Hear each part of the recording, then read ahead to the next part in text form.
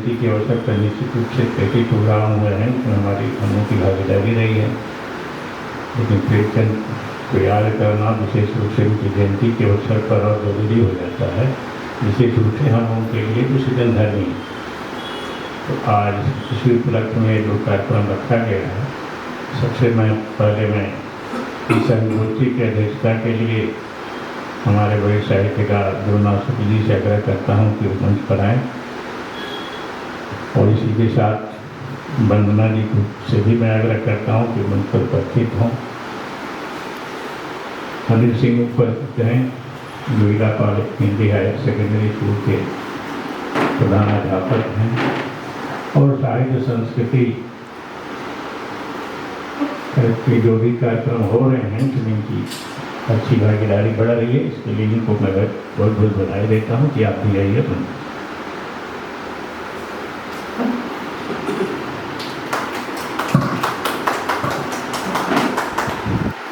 निश्चित रूप से प्रेमचंद जयंती के अवसर पर सिलीगुड़ी में बहुत से प्रोग्राम हुए हैं, विद्यालयों में विभिन्न संस्थाओं के माध्यम से। प्रेमचंद हमारे लिए कितने प्रेरक हैं, समाज के लिए, देश के लिए। उनका व्यक्तित्व, उनका साहित्य सृजन हमारे लिए, विशेष रूप से साहित्यकारों के लिए क्या प्रेरणा देता है। आज के परिवेश में, आज के संदर्भ में उनका व्यक्तित्व और सृजन इतना हमें प्रेरक मन करके प्रेरित करता है समाज और देश के लिए। इन्हीं सब बातों को लेकर जो हमारे साथियों उपस्थित हैं, मैं चाहूँगा कि संक्षेप में ही अपनी बातें रखें। मौसम आज खराब है, बारिश हो रही है, निश्चित रूप से व्यवधान आया है। हम लोग को आशा थी कि और परिस्थिति अच्छी होगी, लेकिन बारिश का प्रभाव पड़ा है। फिर भी जितने लोग हम उपस्थित हैं, सभी वक्ता हैं, सभी श्रोता हैं, और बुद्धिजीवियों की उपस्थिति कम से कम भी होती है तो कोई बड़ी बात नहीं होती है, क्योंकि उनका जो वक्तव्य है, जो उनका उद्देश्य है सृजन का, वक्तव्य का, वो बहुत दूर दूर तक फैलता है। सम्मानित मंच एवं सम्माननीय साथी, सबसे पहले मैं हृदय से आप सभी को बधाई देना चाहूँगा, आभार प्रकट करना चाहूँगा कि मौसम खराब होने के बावजूद प्रेमचंद जी की जयंती के उपलक्ष्य में आज यहाँ जो संगोष्ठी आयोजित की गई है, इसमें आपने शिरकत की, इसलिए मैं अंततः बधाई देता हूँ। हृदय से आपके प्रति आभार प्रकट करता हूँ। सवाल है कि कारण क्या है कि हम लोग बार बार प्रेमचंद जी को याद करते हैं, उन पर चर्चा करते हैं। यह हमारे लिए सबसे अहम सवाल है, और यह साबित करता है कि हम जीवित हैं, अभी मरे नहीं। अगर हम मर गए होते, मृत होते, तो शायद प्रेमचंद जी को भूल गए होते, लेकिन चूंकि अभी हम जिंदा हैं, इसलिए प्रेमचंद जी को हम याद करते हैं। आज जो हमारे सामने समय का जो संकट है, वह संकट इतना बड़ा संकट है कि न चाहते हुए भी जो समाज सचेतन नागरिक हैं, जो प्रबुद्ध पाठक हैं, जो शिक्षा संस्कृति से जुड़े हुए लोग हैं, वह प्रेमचंद जी को सिर्फ याद ही नहीं करेंगे, बल्कि इन बदली हुई परिस्थितियों में प्रेमचंद जी को हम कहाँ खड़ा करें, वह हमारे किस काम आ सकते हैं। आज जो पूरे देश का माहौल है, जो हमारे सामने जो अहम सवाल हैं, यह देश जब स्वतंत्रता की लड़ाई लड़ रहा था, उसी दौरान प्रेमचंद जी ने अपनी लेखनी उठाई और उनके सामने जो अहम सवाल थे वह सामंतिक उपमंडुकता, कुसंस्कार, किसान मजदूरों की समस्या और फिरंगी हुकूमत से देश को, मुल्क को आज़ाद कराने को ले वह निरंतर लिखते रहे, संघर्ष करते रहे और हम जानते हैं उसका खामियाजा भी उन्हें चुकाना पड़ा। प्रेमचंद जी ने अपनी अच्छी खासी नौकरी स्कूल इंस्पेक्टर की छोड़ दी। उनकी प्रथम पुस्तक खोजे वतन की प्रतियां जला दी गई, उन्हें सख्त हिदायत दी गई। लेकिन हमारे सामने सबसे दुख और कष्ट की जो बात है कि आज प्रेमचंद जी को लेकर बहुत सारे सवाल उठाए जाते हैं, जहां एक दलित समाज, वंचित समाज जिसके सामने आज सबसे अधिक संकट है, वह प्रेमचंद को अपना लेखक मानने के लिए तैयार नहीं। दूसरी ओर हमारे बीच जो अभिजात कुल के जो लेखक हैं, कवि हैं, साहित्यकार हैं, वह भी सवाल खड़ा करते हैं। यह हमारे लिए बहुत कष्टकर है। सवाल क्या है? प्रेमचंद जी विपन्नता से नहीं गुजरे, उनके सामने कोई विपन्नता नहीं रही। और मैं समझता हूं कि ऐसी बातें बहुत महत्व की नहीं और ये सारे सवाल नहीं उठाए जाने चाहिए। ऐसे भी सवाल आते रहे हैं। कुछ लोगों ने अपनी पुस्तकों में लिखा भी है कि प्रेमचंद जी की जब मृत्यु हुई तो उनके बैंक अकाउंट में 5,000 रुपए थे। तथ्यात्मक रूप से यह सत्य है या नहीं, इस पर भी चर्चा हो सकती है, लेकिन फिलहाल मैं मानता हूं कि अगर 5,000 रुपए उनके बैंक अकाउंट में थे तो हो सकता है आज के लिए बड़ी राशि हो। 1936 में उनकी मृत्यु हुई, लेकिन प्रेमचंद जी का जो जीवन संघर्ष था, उन्होंने जीवन में क्या किया, वह राशि कहाँ से आई थी, कैसे आई थी, बहुत सारे लोगों को पता नहीं। और मैं समझता हूँ कि इस तरह की अफवाह फैलाने का काम, इस तरह के निर्लज्जतापूर्ण जो है वक्तव्य जो है, कमल किशोर गोयनका ने दिया।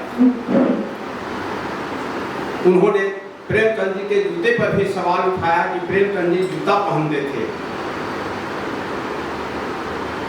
आप समझिए को स्कूल इंस्पेक्टर थे। फिरंगी हुकूमत के दौरान एक सरकारी कर्मचारी जब दफ्तर में जाएगा तो चप्पल पहन कर जाएगा या जूता पहन कर जाएगा।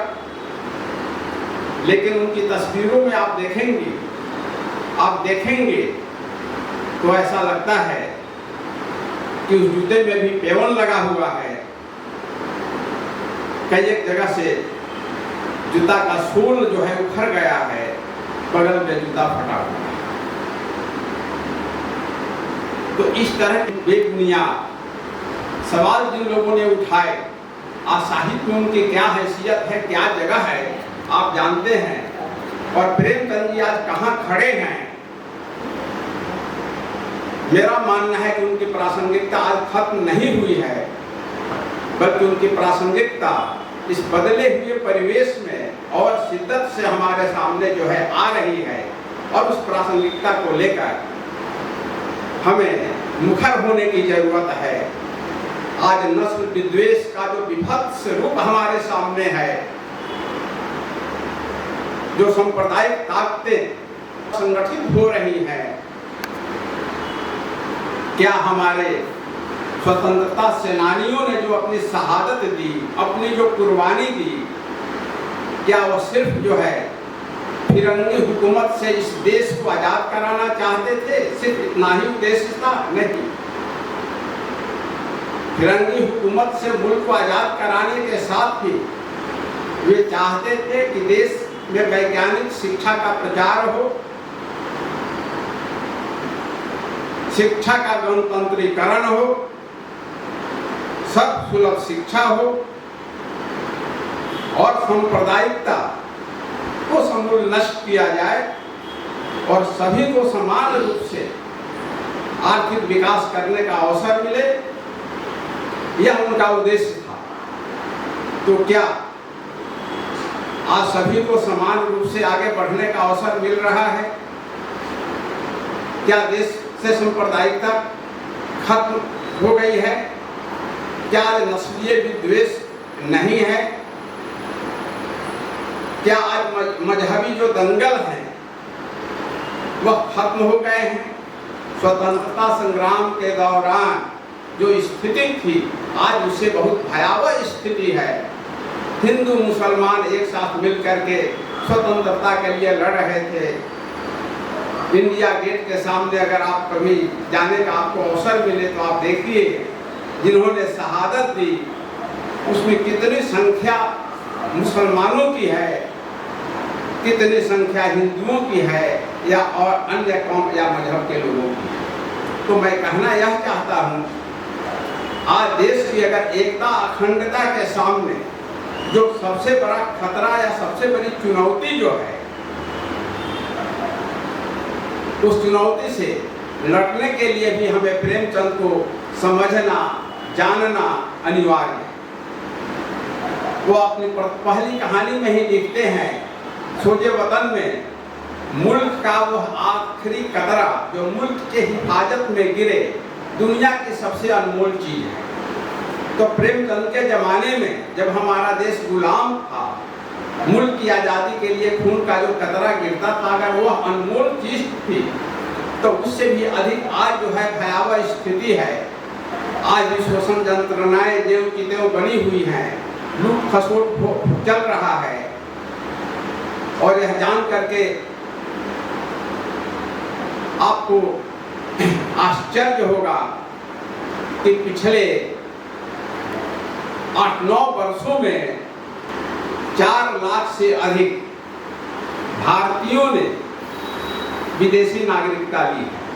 और जो भारतीय हैं उसमें 99% सब बड़े उद्योगपति हैं, जिसमें बहुत सारे लोगों पर किसी पर 20,000 किसी पर 9,000 करोड़ का लोन बकाया है बैंकों का। तो आज जो है बैंकों में जो धन है, जो पैसे हैं, वो किसके हैं? आपके हैं, हमारे हैं, साधारण लोगों के हैं। राष्ट्र का वह धन है और लुटेरे लेकर के भाग रहे हैं। क्या यह समस्या नहीं है? क्या हम उन्हें रोक पा रहे हैं? वे जाकर विदेशों में अपनी नागरिकता ले रहे हैं, देश को छोड़ रहे हैं। और हम जब राष्ट्रवाद की बात करते हैं, राम राज्य की बात करते हैं, तो हमें यह भी सोचना होगा कि राम राज्य का नमूना तो हमने देखा अभी मणिपुर में। आपको लगेगा कि यह प्रासंगिक सवाल है जो हम प्रेमचंद पर बोलने के दौरान बोल रहे हैं, लेकिन अप्रासंगिक नहीं है। मणिपुर में आपने देखा 3 महिलाओं को किस तरह निर्वस्त्र करके घुमाया गया। यह भी तो राम राज्य का एक नमूना है। वे हमारे समाज की ही महिलाएं हैं और उनके साथ जो बर्बर अत्याचार हुए, जो घिनौने कृत्य हुए, उनका वर्णन नहीं किया जा सकता है। खुद पुलिस ने जिन उन महिलाओं को सुरक्षा प्रदान कर फिर जो है आतताइयों के हाथों सौंप दिया। राज्य की क्या भूमिका रही? एक स्टेट कहाँ है? हमारी न्याय व्यवस्था क्या कर रही है? 30,000 से अधिक जो है आर्मी और पुलिस के राइफल मैती समुदाय के लोगों ने लूट लिए। क्या यह संभव है कि राज्य का अगर हस्तक्षेप नहीं हो, सत्ता शासन अगर मदद नहीं करे तो ऐसा क्या हो सकता है? नहीं हो सकता है। तो आज हम कहाँ खड़े हैं? इसलिए प्रेमचंद को हमें जो है याद करना होगा। और प्रेमचंद जी पर बहुत सारी अलूल जलूल जो बातें होती रही हैं वो हमारे लिए महत्वपूर्ण नहीं है। हमारे लिए सबसे अधिक महत्वपूर्ण बात यह है कि प्रेमचंद जी ने जिस समय में अपनी कलम उठाई थी, उन्होंने समय संघर्ष को चुना, अपने समय की समस्याओं को देखा और ईमानदारी पूर्वक समझौताहीन तरीके से वो निरंतर लिखते रहे और देश को उन्होंने एक नई दिशा दी, साहित्य को एक नई दिशा दी। यही कारण है कि प्रेमचंद जी के बाद में जो हमारी साहित्यिक परंपरा जो विकसित हुई उसमें प्रेमचंद जी से अधिक किसी साहित्यकार ने जो है हिंदी साहित्य को प्रभावित नहीं किया। हिंदी साहित्य को जितना प्रेमचंद जी ने प्रभावित किया और आगे बढ़ाया उतना न तो वेद व्यास ने बढ़ाया न तुलसी ने बढ़ाया। निर्विवाद रूप से इस बात को मैं मजबूती से कहना चाहूंगा कि प्रेमचंद हमारी विरासत है और उन्होंने जो हिंदी साहित्य को इतना कुछ किया है, इतना समृद्ध बनाया है कि उसे ही हम हथियार बनाकर सांप्रदायिक ताकतों से, देशद्रोही ताकतों से, राष्ट्रविरोधी ताकतों से हम आज संघर्ष कर सकते हैं और संघर्ष से अपनी मुक्ति का राह निकाल सकते हैं। अपनी मुक्ति से अर्थ है कि यह जो भावी प्रजन्म है, यह जो पीढ़ी है, उसका हम मार्गदर्शन कर सकते हैं। अगर हम ऐसा नहीं कर सके तो हम अपने जिंदा होने का सबूत पेश नहीं कर सकते हैं। अगर हमारे भीतर संवेदना है, समाज के प्रति दायित्व बोध है, राष्ट्र के प्रति अगर हमारा कोई कर्तव्य है तो निश्चित रूप से हम प्रेमचंद ने जिन विषयों को लेकर के लिखा, संघर्ष किया, हम उसे तरजीह देंगे। पूर्ण रूप से न सही, कुछ न कुछ जो है उस आदर्श को हम अपने जीवन में उतारने की कोशिश करेंगे। अगर हम ऐसा नहीं कर पाते हैं तो हम प्रेमचंद जी का सही में उत्तराधिकारी नहीं बन सकते हैं, न हम अपने जीवित होने का हम सबूत पेश कर सकते हैं। बहुत दुख के साथ मुझे कहना होता है कि जो शिक्षक हमेशा से मार्गदर्शक बना रहा है, आज वह शिक्षक समाज जो है एक तरह से कुंठित होता जा रहा है। शिक्षक समाज जो है अपने जीवित होने का कोई सबूत पेश नहीं कर पा रहा है। हो सकता है उसमें कुछ सजग सचेत लोग हों जो सामाजिक दायित्व बोध के प्रति ईमानदारी और निष्ठा रखते हों, संघर्ष भी करते हों, लिखते पढ़ते भी हों, लेकिन उनकी संख्या बहुत नगण्य है। बहुत हो गया प्रेम पर, बहुत हो गया प्रकृति पर, ये सब तो चलेगा, चलना ही चाहिए। प्रकृति के बिना जीवन नहीं है, प्रेम के बिना जीवन नहीं है। लेकिन प्रकृति और प्रेम बचेगा कहाँ? कैसे बचेगा? साहित्य नहीं बचेगा, सृजन मर जाएगा, न प्रकृति बचेगी न हमारा प्रेम बचेगा। और जब प्रेम और प्रकृति नहीं बचेगी तो हम हार मांस का जानवर बन करके रह जाएंगे। इसी के साथ मैं आपका अभिवादन करते हुए इतना जरूर मैं कहना चाहूँगा कि नए सिरे से प्रेमचंद जी को हम पढ़ें, समझें और प्रेमचंद ने अपनी जिम्मेदारी जहाँ छोड़ दी है वहाँ से हम संघर्ष को शुरू करें और आगे बढ़ाएं। अंत में एक बात मैं कहना चाहता हूँ कि जैनेन्द्र ने एक बार प्रेमचंद जी से पूछा था कि आप ईश्वर में क्यों नहीं विश्वास करते हैं? यह 1936 मृत्यु के पहले की घटना है। प्रेमचंद जी ने कहा कि जैनेन्द्र बताओ मैं क्या करूं? दुनिया में दुख है, तकलीफ है, कष्ट है, शोषण है, वंचना है, बच्चे दूध के बिना मर रहे हैं, लोगों में त्राही माम मचा हुआ है, अत्याचार है। और अगर मुझे इसके बीच ईश्वर का न्याय न दिखे तो क्या इसमें मेरा कसूर है? ईश्वर का न्याय तो दिखना चाहिए। अगर ईश्वर है तो कहाँ है? मणिपुर में तो ईश्वर नहीं दिखे। ऐसी भी बहुत सारी घटनाएं हुई। कुछ रोज पहले उत्तर प्रदेश में इसी तरह की एक घटना हुई है, 11-12 साल की बच्ची के साथ। वहां तो ईश्वर प्रकट नहीं हुए। द्रौपदी की लाज बचाने के लिए ईश्वर प्रकट हो गए, लेकिन वहां प्रकट नहीं हुए। ऐसी सैकड़ों घटनाएं हैं जहां ईश्वर नहीं दिखे। तो हमें वस्तुवादी नजरिए से चीजों को देखना होगा और जीवन को समझना होगा। अगर मनुष्य बना हमें बने रहना है तो हम इन चीजों को नजरअंदाज नहीं कर सकते हैं। इसी के साथ आप सभी को बहुत बहुत धन्यवाद। और दूसरे समय का भी अभाव है, हम प्रिंट मीडिया वालों को इस वक्त जो है ऑफिस में होना होता है। प्रेमचंद के बारे में सारी बातें तो डॉक्टर साहब ने बखूबी कही। मैं प्रेमचंद को जिस नज़रिए से देखता हूँ तो मैं एक ही चीज़ पाता हूँ कि प्रेमचंद की कलम, प्रेमचंद की कृति हमें यही संदेश देती है कि जो लेखक होता है वो हमेशा शासितों का पक्षधर होता है, शासक का नहीं। और ये आज की बात नहीं है, ये शुरू ज़माने से है और जब तक दुनिया है तब तक रहेगी। जो चारण कवि होते हैं वो कवि नहीं हो सकते हैं। जो शासन और सत्ता के विरुद्ध न जा सके वो कलमकार नहीं हो सकता है।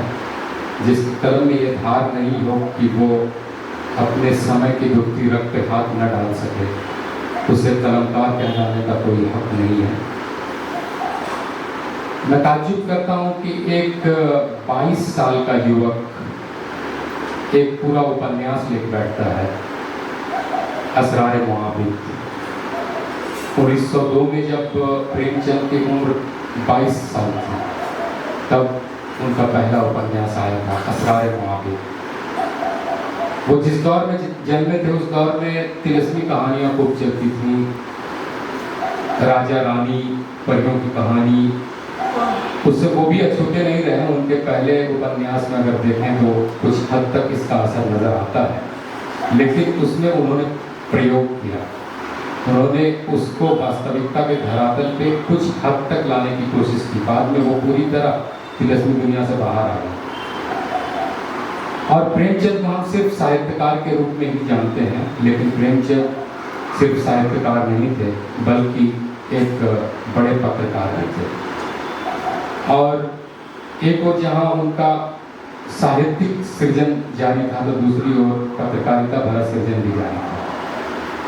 और 1905 में जब उनका तबादला हुआ, वो कानपुर आए तो वहाँ दया नारायण निगम से दोस्ती हुई उनकी। दया नारायण निगम एक उर्दू का रिसाला निकालते थे जिसको हिंदी में पत्रिका कहते हैं, तो उसमें वो लिखने लगे और समसामयिक मुद्दों पर ज़बरदस्त लिखा।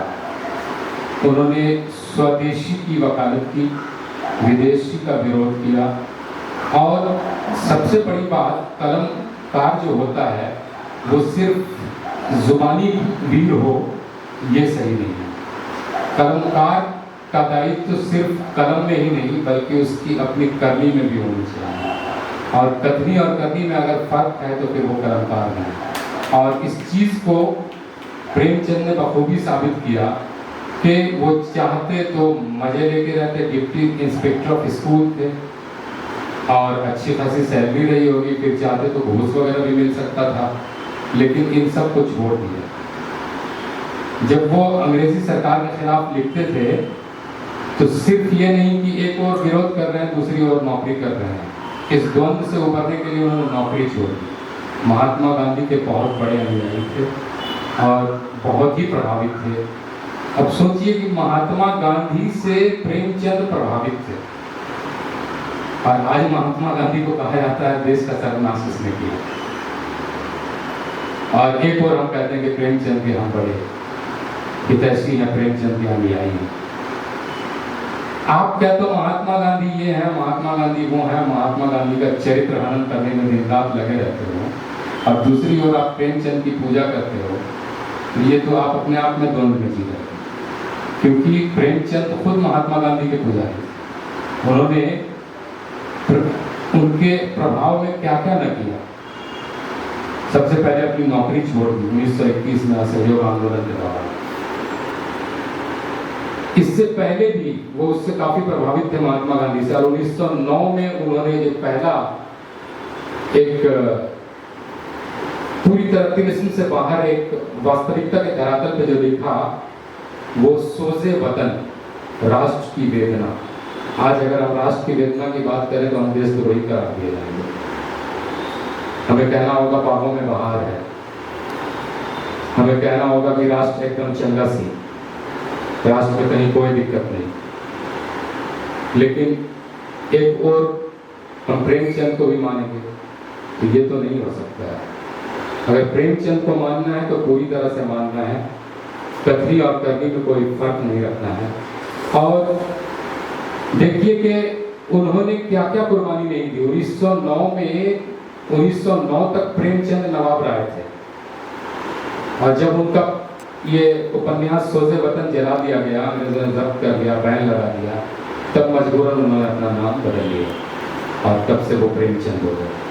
और उसके बाद से फिर उर्दू छोड़कर हिंदी में लिखने लगे, और फिर लिखते लिखते लिखते लिखते आज कहाँ गए।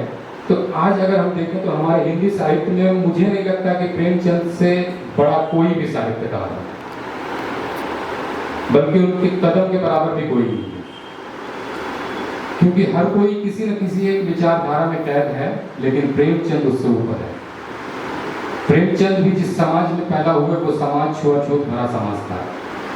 प्रेमचंद बड़ी जाति में पैदा हुए थे, आसपास छोटी जाति को देखते थे, लेकिन वो वकील अपनी जात के नहीं, अपने धर्म के नहीं, बल्कि किसानों के, मजदूरों के, दलितों के, शोषितों के, पिछड़ों के, वंचितों के बने। तो हमें यहाँ से सबक लेने की जरूरत है। और दूसरी बात ये कि उन पर जब दबाव आया, जब सरकारी दमन आया, तो इसके बावजूद भी वो झुके नहीं, रुके नहीं, भले नाम बदलना पड़ा, लेकिन वो लिखते रहे और अपनी अंतिम सांस तक लिखा। 1936 में आखिरी दम तक उन्होंने लिखा। मैं तो ताज्जुब करता हूँ कि अगर एक 56 साल का आदमी इतना कुछ कर गया, अगर वो 10-20 साल और जीते तो क्या होता, कितना खतरनाक होता। उनको एक दफा उनके एक किसी मित्र ने लिखा था, ये इतनी जद्दोजहद क्यों कर रहे हो, हंस को बंद कर दो, जब फायदे का धंधा नहीं है तो उसको रख के क्या फायदा। तो उन्होंने कहा था कि सिर्फ पैसा कमाना आदमी का मकसद नहीं होता, मनुष्यता को ऊंचा करना और मनुष्य में ऊंचे विचार पैदा करना सबसे अहम है। और अगर यही नहीं है तो फिर आदमी और पशु में कोई अंतर नहीं। और अगर भगवान ने कलम दी है और ऊपर से कलम में तासीर दी है, तब तो फिर हमारा दायित्व तो और भी ज्यादा बढ़ जाता है। और ये देखिए कितनी खतरनाक बात थी कि एक तो वो कलम के धनी थे ही, और दूसरे उनको ये एहसास भी था, गुमान भी था कि मैं कलम का धनी हूँ। अगर कोई सुंदर हो और उसको ऊपर से ये एहसास भी हो कि वो सुंदर है, तो फिर वो सौंदर्य का महत्व और बल कुछ और ज्यादा हो जाता है। तो इस गुमान के बावजूद कभी भी वो अहंकार में नहीं गए और हमेशा अपनी कथनी और करनी दोनों में सामंजस्य बनाए रखा। और कलम आग उगलेगी और खुद पानी में रहेंगे, ऐसा नहीं। और इस कथनी और करनी में अंतर नहीं होने की वजह ही थी कि प्रेमचंद सिर्फ भारत की सीमा तक ही सीमित नहीं रहे। दुनिया का ऐसा शायद ही कोई देश होगा और ऐसी शायद ही कोई भाषा होगी जिस भाषा में उनका अनुवाद न होगा।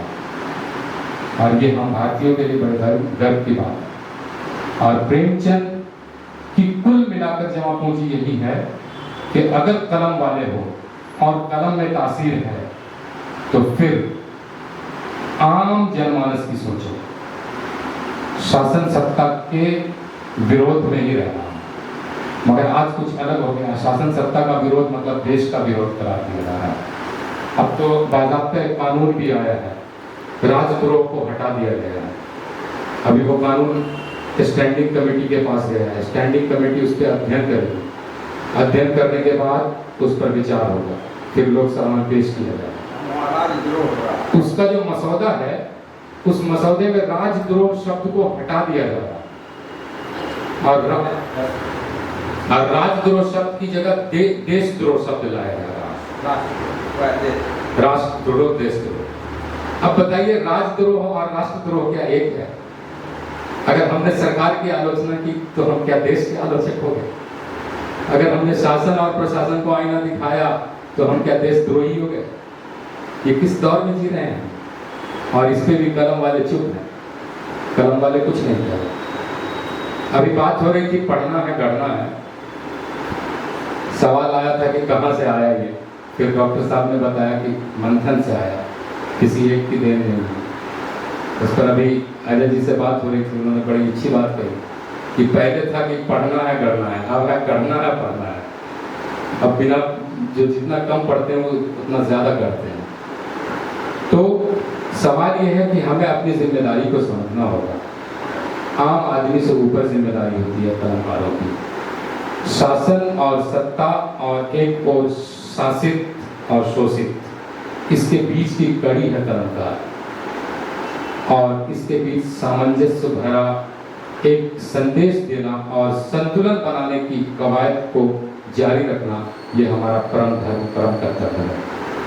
चाहे वहाँ हमारी अपनी विचारधारा, अपना धर्म, अपनी जात, अपनी संस्कृति आड़े आ रही हो तो उसे भी दरकिनार करना होगा, क्योंकि मनुष्यता से बढ़ के कुछ नहीं। और इस चीज़ों को ही अगर हम जीवन में साकार करेंगे, लेकर चलेंगे, तभी हम प्रेमचंद के प्रेमी हैं। वरना यूं ही जयंती मनाते रहिए, प्रेमचंद का नाम बजाते रहिए। धन्यवाद। सभी गुरुजनों को मेरा प्रणाम है और प्रेमचंद जी की जन्म उसमें मैं उनको बहुत बहुत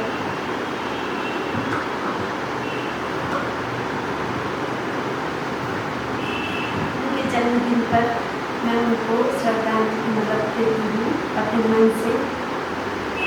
जहाँ तक अभी डॉक्टर साहब ने और इरफान सर ने कहा कि ये राजनीति जो है, आज का जो संकट है, इसमें प्रेमचंद जी ने जो लिखा है, बहुत सारी उनकी कहानियाँ हैं, सेवा सदन है, गोदान है, और बहुत सारी कृतियाँ हम उनके बारे में पढ़ते हैं।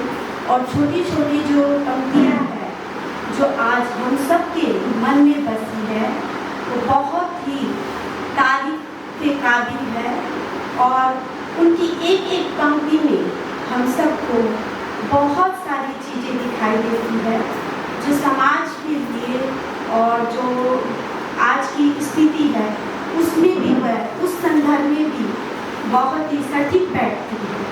हमारे बुद्धिजीवियों, साहित्यकारों को मैं भारतीय दयानी नमन, वंदन, अभिनंदन करती हूँ। जैसा कि आज हम सभी कलम के सिपाही मुंशी प्रेमचंद जी की जन्म जयंती के उपलक्ष्य पे उनके द्वारा दी गई साहित्यिक सेवा को नमन करने के लिए एकत्रित हुए हैं। हम सभी जानते हैं कि वो एक उच्च कोटि के साहित्यकार थे, जो कि अपनी कविताओं, कहानियों और नाटक के पात्रों के माध्यम से समय समय पर समाज की कुरीतियों पर प्रहार किया। वे एक प्रतिभाशाली व्यक्तित्व के धनी थे, जिन्होंने हिंदी विषय की कायाकल्प कर दी। समय के साथ बदलते गए और हिंदी साहित्य को आधुनिक रूप भी प्रदान किया। बड़ी कठिन परिस्थितियों का सामना करते हुए भी उन्होंने साहित्य क्षेत्र में अपनी अमिट छाप छोड़ी, जिसे हम कभी नहीं भूल सकते। मुंशी प्रेमचंद सिर्फ लेखक ही नहीं, बल्कि महान साहित्यकार, नाटककार और उपन्यासकार जैसे बहुमुखी प्रतिभा के धनी थे। और उनकी कहानियाँ हम लोग बचपन में स्कूल में हमारे पाठ्यक्रम में पढ़ते भी थे और आज भी पढ़ने और अपने बच्चों को भी पढ़ाए हैं। तो आज तक जैसे लगता है कि हृदय में उनकी कहानियाँ और वो सब आज तक जीवंत है। यहाँ संख्या में भले ही हैं कम, लेकिन सिलीगुड़ी के साहित्य और संस्कृति के हैं तो स्तंभ। इसलिए ये खुशी की बात है तो साथ ही बहुत चुनौती वाली बात भी है एक वक्ता के लिए, और विशेषकर तब जब डॉक्टर साहब का वक्तव्य हो चुका है। प्रेमचंद पर आज जब सूचना मिली तो मैंने सोचा कि कुछ पढ़ना तो होगा ही, लेकिन फिर लगा कि आखिर पढ़े क्या। प्रेमचंद को पढ़ना जरूरी है या प्रेमचंद्र को महान बताने वालों को पढ़ना जरूरी है? क्योंकि प्रेमचंद को यदि जिंदा रखना है, वे हमारे बीच जिंदा रहेंगे। अब चुनौती है कि स्वस्थ भी रख पाएंगे या नहीं। तो जिनके बीच प्रेमचंद को होना है, जिनके बीच प्रेमचंद को स्वस्थ रहना है, हम उन्हें भी जरा नजर में लें। बहुत सारी बातें आती हैं सामने, और मैं ईमानदारी से कहूँ कि मैंने कोई तैयारी नहीं की। मैंने सोचा कि आज चलूँ, मैं सुनूंगा और उस पर ही बात रखूंगा। डॉक्टर साहब की एक बात मुझे बहुत परेशान करती है तो दो बातें फिलहाल। एक यह कि बुद्धिजीवियों का दिमाग पेट में चला गया है। शायद चिंतन की दिशा से तथाकथित बुद्धिजीवी हट चुके हैं या किसी और बात में। और दूसरा, जो शिक्षकों पर आप कहते हैं तो आप क्या कहेंगे? मैं कहता हूं कि शिक्षकों से बड़ा गुलाम समुदाय शायद ही होने वाला है भविष्य में। शायद ही बहुत गुलाम है, गलीज समुदाय है शिक्षकों का। मैंने अभी दो साथियों को कहा चलो प्रेमचंद पर है, तो आज बीमार हो गया। अब मैं बीमार रहा, सुबह से सुना तो मुझे लगा कि अब मुझे चलना होगा, घर से निकलना होगा। तो ये व्यक्ति की बात नहीं है। ये कोई कहेगा कि उसकी अपनी बात है, उसकी अपनी बात है, उसका अपना विचार है, हमारा अपना विचार है। ऐसा कहने वाले विकलांग होते हैं मानसिक तौर पर। मतों के वैभिन्न को अपनी जवाबदेही से कतराने का बहाना बना लेना, ये बहुत आसान है बुद्धिजीवियों के लिए। हम मतों के वैभिन्न को नहीं, बल्कि समय और समाज की जरूरत को महसूस करें, तो हमारी विभिन्नता के बीच एक कहीं दिशा मिलेगी जहां हम एक होंगे। लेकिन क्या ऐसा है कि 20-22 वर्ष पहले भी मैं डॉक्टर साहब को सुनता था और आज भी सुन रहा हूं। उस समय भी सुनता था कि प्रेमचंद प्रासंगिक हैं, और आज उन्होंने कहा कि हमारे लिए और अधिक प्रासंगिक होते जा रहे हैं। इस अंतर को यदि नहीं समझेंगे तो फिर प्रेमचंद पर हम भजन गा सकते हैं, उनकी प्रतिमा को वो पूजा कर सकते हैं, सब कुछ कर रहे हैं, कुछ होने वाला नहीं। इस अंतर को समझें।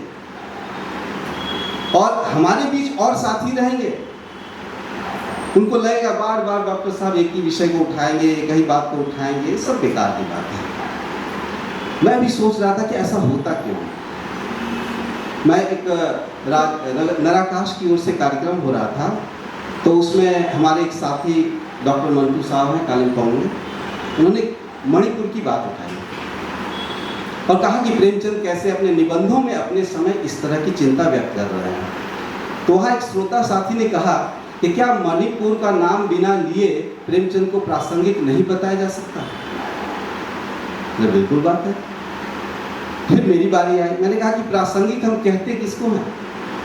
जो आज के प्रसंग के अनुकूल हो वही तो हम प्रासंगिकता देखेंगे। अब बात आती है कि प्रसंग का चुनाव कैसे है। यहाँ आकर मामला सिलीगुड़ी में दो भागों में बढ़ जाएगा। एक तरफ डॉक्टर साहब होंगे, एक तरफ सारे साहित्यकार हो सकते हैं। प्रसंग के चुनाव की मानसिकता सबसे बड़ी वजह है कि हम प्रेमचंद के करीब आते हैं तो अपने अपने चश्मे से आते हैं।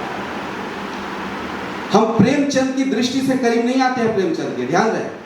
हम अपनी नजर से प्रेमचंद के करीब पहुंचते हैं। फर्क यही आता है कि प्रसंगों का चुनाव कैसे हो।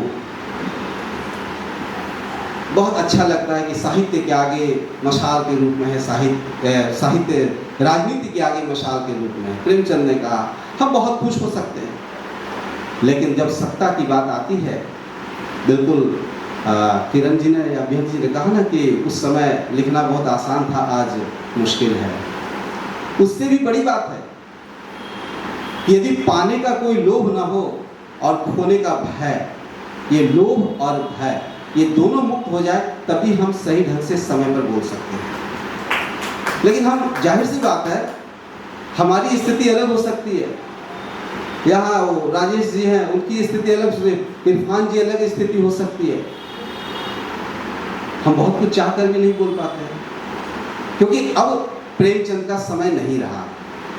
और रही बात प्रेमचंद की, तो मैं एक बात याद दिलाऊं कि प्रेमचंद को प्रकाशकों का वकील बता दिया गया था। लेखक संघ के लोगों ने, सदस्यों ने कहा कि आप तो पूंजीपतियों यानी प्रकाशकों की वकालत कर रहे हैं। किस बात पर? जब ठन गई थी कि प्रकाशक रॉयल्टी नहीं दे रहे हैं, पुस्तकें छाप ले रहे हैं, बेच दे रहे हैं, ये कलम का सिपाही में इसका उल्लेख है। तो प्रेमचंद ने कहा उस समय में कि अभी समय नहीं है कि हम प्रकाशकों से भिड़ें। ये उनकी व्यावहारिकता है, उनकी लाचारी में नहीं कह सकता, उनकी यह व्यावहारिकता रही कि हम लड़ेंगे, हमारी जो भी रचनाएं सामने आ रही हैं नहीं आ पाएंगे। उन्होंने एक रास्ता खोल रखा था। दूसरा में यह भी वहां लिखा हुआ है कि प्रेमचंद स्वभाव से पत्रकार नहीं थे, लेकिन पत्रकारिता में उन्हें आना पड़ा। अब सवाल यही जुड़ता है जहां बार बार डॉक्टर साहब इशारा करते हैं, हमारे ये साहित्यकार हैं, क्या पत्रकार की दिशा में आगे बढ़ सकते हैं? अब इन दोनों में फर्क क्या है? दोनों विधा ही अलग है। पत्रकारिता, उनकी कविता पढ़िए डॉक्टर साहब की, वहाँ पत्रकारिता हावी रहेगी, आक्रोश है, विद्रोह की चेतना है, सब कुछ है। लेकिन वही एक कवि की बात पढ़िए तो उनकी शैली बदल जाती है। अब रही प्रसंग का चुनाव, तो प्रसंग का चुनाव कैसे? जनतंत्र में कहा जाता है संसद जनता के प्रति नैतिक समर्पण है। जनतंत्र, संसद यदि जनता के प्रति नैतिक समर्पण है तो हम संसद से बात को उठाएं, वहां से प्रसंग को हम लें। अब दूसरी बात यह भी ध्यान रखें कि प्रासंगिक की बात है। कुछ प्रसंग ऐसे हैं जो हमेशा चलते रहते हैं, स्त्री पर, दलित पर, किसान पर, हर किसी पर वो प्रसंग चलते रहते हैं। वो कहने का मतलब है समसामयिक संदर्भ है, लेकिन समय विशेष में अब समय ऐसा पड़ गया कि इधर 31 जुलाई है और इधर मणिपुर की घटना घट गई। अब ध्यान दीजिए, प्रसंग के चुनाव में दो बातें संभव होती है, सामने आनी चाहिए। हम बहुत सहज ढंग से ले लेते हैं। कुछ लोग कहेंगे मणिपुर पर नहीं बोलेंगे तो प्रेमचंद को प्रासंगिक नहीं बताया, क्या जरूरत है, वो तो राजनीति हो गई। हो सकता है इस कार्यक्रम के बाद भी सुनने को मिले, ये तो राजनीति की बात हो गई। यदि जनता के प्रति नैतिक समर्पण है संसद, तो संसद में जो बहस चल रही है उस बहस के मद्देनजर यदि प्रेमचंद को हम नहीं देख पा रहे हैं तो प्रासंगिकता का झुंझुना हम कहीं रखा है बाहर। उससे अच्छा है प्रेमचंद की कुछ ऐसी गजलें, उनके द्वारा कुछ मनोरंजन वाली बातें हैं, उसको सुने। अब यही दूसरी बात आती है, मैं जो कह रहा हूँ प्रसंग के चुनाव की मानसिकता। तो प्रसंग के निर्धारण के लिए एक आधार है संसद, और उसके बाद संसद में जो बातें आती है वहां से दो मानसिकता पैदा होती है। मानसिकता एक यह है कि हम जिस दल के हैं या जिस विचारधारा के हैं वहां सुरक्षित रह करके उस प्रसंग को गढ़ें अपनी रचनाओं में, अपने विचारों में। अब ऐसी स्थिति में बात आती है कि कुछ कहेंगे सिर्फ मणिपुर की बात, तो दूसरे लोग कहेंगे कि राजस्थान में भी घटना घटी, बंगाल में भी घटना घटी। तो ऐसे लोगों से पूछना है, क्या बंगाल में और राजस्थान में घटना घटी इसलिए मणिपुर की घटना को नजरअंदाज कर दे? क्या किया जा सकता है? नहीं किया जा सकता। अब ऐसे माहौल में यदि कोई ज्वलंत मुद्दे को सामने रख करके, बहुत बड़ी घटना को सामने रख करके प्रेमचंद को देखना समझना चाहता है, हम उसे राजनीति करते हुए बता देते हैं। कम से कम ऐसी सतही मानसिकता से हमें बाहर निकलना होगा। मैं प्रेमचंद पर नहीं बोल रहा हूँ, इसलिए नहीं बोल रहा हूँ क्योंकि जिस परिवेश में हम प्रेमचंद को प्रासंगिक बता रहे हैं, हम उस परिवेश को विषय नहीं बनाते हैं। यदि बनाते हैं तो कैसे? अब ये एक कविता इन्होंने पढ़ी, मैं यदि वहां होता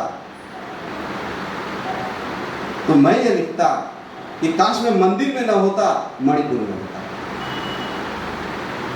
मैं भी गया कई मंदिरों में, वीआईपी लोग जा रहे हैं, पैसा देकर के पूजा कर ले रहे हैं। आपको आश्चर्य होगा कि कहीं मुझे कहा जाता है प्रणाम करो, वो तो मुझसे नहीं होगा, कभी मेरा ध्यान नहीं जाता है। ये अच्छी बात है कि वहाँ एक विषय है, लेकिन इससे भी ज्वलंत विषय है कि हमारा ध्यान मंदिर में जाकर गया और इतनी बड़ी घटना। मैं एक उदाहरण रख रहा हूँ। नहीं, मेरा एक मिनट आपके बीच में बोल रही हूँ। मेरा उद्देश्य वो था कि एक अगर वो मंत्री जी बने हैं तो किसके वोट से बने? वो अपने आप को वीआईपी बनाए हैं तो बिल्कुल, किसके वोट से बने? मैं कह रहा हूँ एक प्रसंग का चुनाव आपने वहाँ किया, बिल्कुल। अब दूसरी बात है कि जो आज संसद की बहस को सुनेगा, अब वहाँ देखिए विषय कहाँ चला जाएगा। अब ऐसी स्थिति में प्रासंगिक बताने की जो होड़ लगी रहती है और इस पर गर्व करते हैं, निसंदेह प्रसंग के चुनाव के आधार और उसके पीछे काम कर रही मानसिकता, इन दोनों के प्रति मैं कहता हूं हमें बहुत ही सजग होना पड़ेगा। तभी जाकर हम प्रेमचंद जैसे रचनाकार की महानता या उनके लेखकीय दायित्व को अपने बीच स्थापित कर पाएंगे। अब जैसा कि संचालन में बात आई कि हम प्रेमचंद को याद करें, हम क्यों प्रेमचंद को याद करते हैं? अज्ञे भी है, जैनेन्द्र भी है, प्रकट प्रसाद भी है उस जमाने में, इसलिए कि प्रेमचंद ने विषय के धरातल पर जितने आयामों को उन्होंने विषय बनाया, विषय के आधार पर, मुझे नहीं लगता है कि दूसरे साहित्यकारों ने इस तरह से आयामों को स्पर्श किया है। इसलिए आज मध्य वर्ग भी उनके बीच फिट बैठ जाता है, किसान भी फिट बैठता है, दलित भी फिट बैठता है, स्त्री भी फिट बैठ रही है, और सबके लिए वहाँ एक चिंतन की भूमि मिल जा रही है। अब आगे एक बात जो मुझे परेशान करती है कि याद करते समय क्या याद करें? प्रेमचंद ने आज के समाज को देख के तो नहीं लिखा। गुलाम भारत में उन्होंने आजाद भारत की तस्वीर खींच दी थी कि जॉन की जगह गोविंद बैठ जाएगा। बस इतना ही उन्होंने एक वाक्य आजादी के पहले और आजादी के बाद के भारत को समझने के लिए पर्याप्त है। उनकी यह चिंता थी। अब सवाल है कि उनकी चिंता वे कर गए, हम उनकी चिंता को विषय बनाते हैं, हम उन्हें प्रासंगिक बताते हैं। सवाल यह है कि उनकी चिंता में आज हमारे वर्तमान की दिशा क्या है, गति कैसी है, गंतव्य कहाँ है। हम उनके किसान पर बात करते हैं। उनके किसान क्या, होरी एक तरफ हल्कू है जो किसानी छोड़कर मजदूरी को चला गया, होरी है काम करते किसानी छोड़कर काम करते करते मर गया। धनिया इतनी क्रांतिकारी धम्म से जमीन पर गिर पड़ी, उसके बाद क्या हुआ? होरी मर गया, धनिया गिरी, उठी या नहीं उठी? आज का किसान तो फांस लगा रहा है। ये भी एक सच है, स्थिति भयानक है। अब इसके बीच हम सिर्फ इतना कहेंगे कि किसान की चिंता प्रेमचंद ने की और हमारे बीच भी किसान संकट में है, इसलिए वे प्रासंगिक है, नहीं। यह थोड़ा सा गंभीर मेरी समझ से होने की जरूरत है। आज का किसान, एक उपन्यास है आखिरी छलांग शिवमूर्ति का। देखिए ये बहुत आसान है कह देना कि प्रेमचंद से बड़ा साहित्यकार कोई नहीं है, बहुत आसान है। लेकिन उनकी महानता को निर्धारित करने के लिए, स्थापित करने के लिए यह देखना जरूरी है कि आज भी यदि किसान है तो उस समय अपने किसान को वे कैसे देख रहे थे और आज किसान की बदहाली जो हो रही है उसके बीच हमें क्या देखना चाहिए, सवाल यह है। अब क्या देखना चाहिए हमें उस पर नजर नहीं डालेंगे।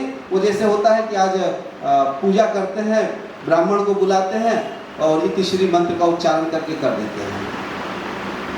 काश हमने मंत्र सीख लिया होता, काश हमने उसे अनुभव किया होता, बात तो आती है। पूजा करते हैं, फूल चढ़ाते हैं, क्यों चढ़ाते हैं, कोई पता ही नहीं है। टीका लाल लगाते हैं, क्यों पता ही नहीं है। तो ऐसे ही सब कुछ अब किए जा रहे हैं, लेकिन किस बोध के तहत करना होगा। मैं यही कहना चाह रहा हूँ कि प्रासंगिक हम बताते हैं, लेकिन प्रासंगिक बताते हुए हमें क्या गर्व होना चाहिए? क्या हम बोध के स्तर पर आकर उन्हें प्रासंगिक बता रहे हैं? सवाल यह उठना चाहिए। आज बहुत हो गया प्रासंगिक। कहीं लिखा हुआ था काश प्रेमचंद प्रासंगिक नहीं होते तो क्या होता? यहां से हम शुरू करें। नहीं होते प्रासंगिक तो क्या होता? इसका मतलब जिन जिन बिंदुओं पर हम उन्हें प्रासंगिक बताते हैं वे समस्याएं हमारे बीच नहीं होती। यही तो किसान आज खुशहाल होता, दलित के साथ वह समस्या नहीं रहती, सांप्रदायिकता संस्कृति के राष्ट्रीयता की शक्ल ओढ़ करके हमारे ऊपर हावी नहीं होती, तो प्रेमचंद को हम याद नहीं कर रहे होते। अब सवाल है ये समस्याएं आज भी क्यों बनी हुई है? इसके पीछे वजह क्या है? कौन है? प्रेमचंद ने तो इशारा कर दिया, तिलिस्मी जासूसी से बाहर निकल करके उन्होंने समस्याओं को दिखाया, और आज भी ऐसी समस्याएं हमारे समाज में है, इसलिए हम प्रासंगिक बताते हैं। तो हम तो पूजा इसलिए करें कि प्रेमचंद प्रासंगिक ना रहे, यानी कि समस्याएं नहीं रहे, और यदि है तो इसके पीछे वजह क्या है?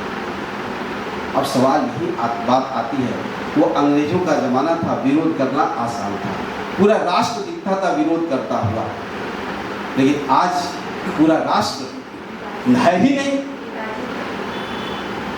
जब हर सांस एक राजनीतिक चाल हो, हर सांस एक राजनीतिक चाल हो, ऐसे जमाने में हम कहेंगे हम तो राजनीति नहीं करते हैं, तो समझा जाता है घटिया राजनीति करने वाला है। दलगत राजनीति होती है, इसमें सभी मशगूल है। हमें ये पसंद है तो वो अच्छा है, वो कुछ भी बोले उसमें हम अच्छाई देखेंगे, बुराई को साइड कर दो, और जो बुरा है उसमें सब बुरा है उसमें। ये जो पूरा का पूरा अच्छा, पूरा का पूरा बुरा, ये बना करके जो राजनीति हो रही है, आज इससे कट करके हम प्रेमचंद की चिंता को शर्मसार कर सकते हैं, और यही करते रहे। मैं पूरे विश्वास के साथ कह रहा हूँ, यही हम कर रहे हैं, लेकिन प्रासंगिक बताते हुए गर्व भी कर रहे हैं। 25 साल पहले भी हम यही कहते थे, आज भी यही कह रहे हैं, आगे 100 साल तक यही बनाते खुश होते रहेंगे कह करके। वो दरिद्र नारायण वाली संस्कृति नहीं चलेगी। जो दरिद्र है वो नारायण है। ये संस्कृति जिस संदर्भ में भी आई हो, बात आई हो, लेकिन हम इसको लेके नहीं चल सकते हैं, बल्कि दरिद्रता के को दूर करने की, उसके पीछे कौन सी अर्थव्यवस्था लानी होगी उसकी चिंता करनी होगी। ठीक उसी तरह से अच्छा होगा हर बार अगले साल भी हम कहेंगे प्रेमचंद प्रासंगिक है, उसके बाद भी कहेंगे, जैसा कि 20 वर्षों से मैं सुनता रहा, जब से मैं होश में हूँ तब से। तो क्यों ना उन्हें एक आदर्श साबित कर दिया जाए प्रेमचंद को। प्रेमचंद आदर्श है, ठीक वैसे ही आदर्श है जैसे सदा सत्य बोलो। सदा सत्य बोलो यदि कहा जाए तो कोई सुनना चाहेगा?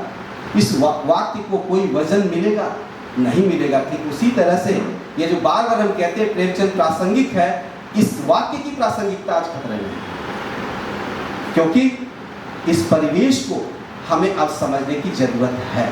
आप सभी का श्रोता हूँ और सुनता रहा हूँ, पाठक भी रहा हूँ आपका। तो जो चर्चा आज प्रेमचंद जी की है, और बहुत अच्छा लगा इनके यहाँ पे आके। लियो टॉल्स्टॉय का एक किताब है बोर्डम, और बोर्डम में तरह तरह की विचित्र परिस्थितियों को उन्होंने लियो टॉल्स्टॉय ने अपनी किताब में दिखाया है। बहुत नज़दीक से रशियन साहित्यकारों की किताबों को पढ़ने का सौभाग्य प्राप्त हुआ है मुझे। लियो टॉल्स्टॉय, मैक्सिम गोर्की, सभी के साथ बड़ा ये रहा। उसी तरह से प्रेमचंद जी भी हमेशा करीब रहे हैं। कई चीज़ें यहाँ चर्चाओं में, चूंकि मैं सबसे पहले सभी के साथ क्षमा प्रार्थी हूँ, थोड़ा विलंब से आया। एक मैं सबसे कहता हूँ, आप सभी के लिए ही है ये। लिखते तो वो लोग हैं जिनके अंदर कुछ दर्द है, अनुराग है, लगन है, विचार है। जिन्होंने भोग विलास को लक्ष्य बना लिया, वह क्या लिखेंगे? प्रेमचंद जी की से ही एक कोटेशन निकाल कर मैं आज बोल रहा हूँ। कुछ मैं चर्चाओं के मध्य में कुछ शब्दों को सुना और उस हिसाब से मैं बोल रहा हूँ। आज नमक का दरोगा साहूकार उस सेठ के आगे बिक चुका है।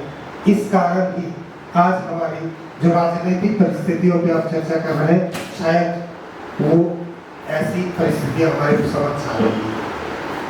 सर बोल रहे थे डॉक्टर साहब के एक शब्द देखे कि साहित्यकारों का दिमाग पेट में चला गया इस चीज़ को बार बार ये चीज़ करना था। मुझे जो मेरे इस अल्प दिमाग में जो समझा है कि शायद कहने का आशय ये है कि आज का जो बुद्धिजीवी वर्ग है वो पेट से इतने अधिक ग्रसित है कि उस पेट को चलाने के लिए वो अपने उस दिमाग का प्रयोग उसी दिशा में अधिक कर रहे हैं जिस दिशा से उनका पेट का भरण पोषण हो, पेट उनका भर सके।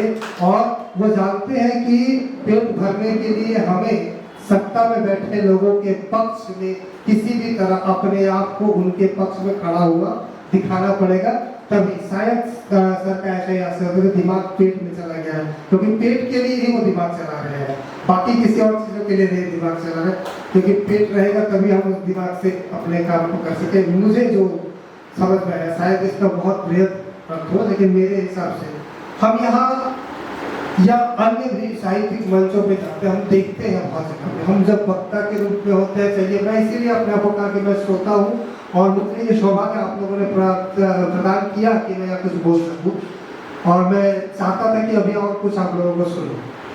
लेकिन जो चीज़ है कि हम खुद को उस जगह पे रखते हैं और हम कहते हैं कि हम प्रेमचंद प्रासंगिक है नहीं प्रासंगिक है, ये इस पे विशद चर्चाएं हो सकती है, लगातार कई दिनों तक चल सकती है। और आज मणिपुर की घटनाओं के साथ प्रेमचंद के साहित्यों को लेकर प्रासंगिक तक आज उसी स्थिति में देखा जा रहा है कि ऐसी घटनाएं आज से लगभग 80-90 वर्ष पहले प्रेमचंद ने अपने साहित्यों को घेरा, जो हम आज भी देख रहे हैं लगातार।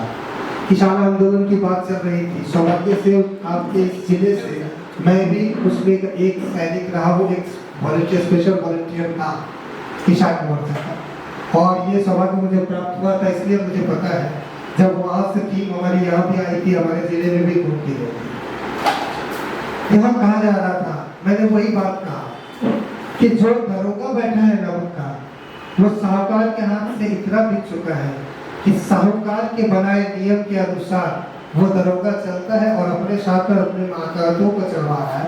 इसी के कारण किसान बिल हो या सिर्फ किसान बिल लेके आप श्रमिकों के बाकी चीजों में देखिए, जो अब 8 घंटे की जगह 12 घंटे काम करना है आपको, आपके लिए सरकार की तरफ से दिए जाने वाले जो पीएफ में आपका सहयोग था वो भी बंद, वो आप अपने सहयोग से अपना पीएफ करेंगे, अपना पेंशन करेंगे, ये सब लगातार परिवर्तन हो रहा है। यहाँ तक कि अगर आप हिमाचल की जगह पे बोले जहाँ सेव खरीद रहे हैं सरकार, तो वो पहली बार उन्होंने रेट एक दिया चार्ट की 80 रुपए और 70 रुपए, वो रेट और ऑफ रेट और 3 कैटेगरी में सेव की अलग कैटेगराइज होती है, और उसको खरीदेंगे तो इसका रेट हमारा 80, 70 और 60 के रेट में आएगा।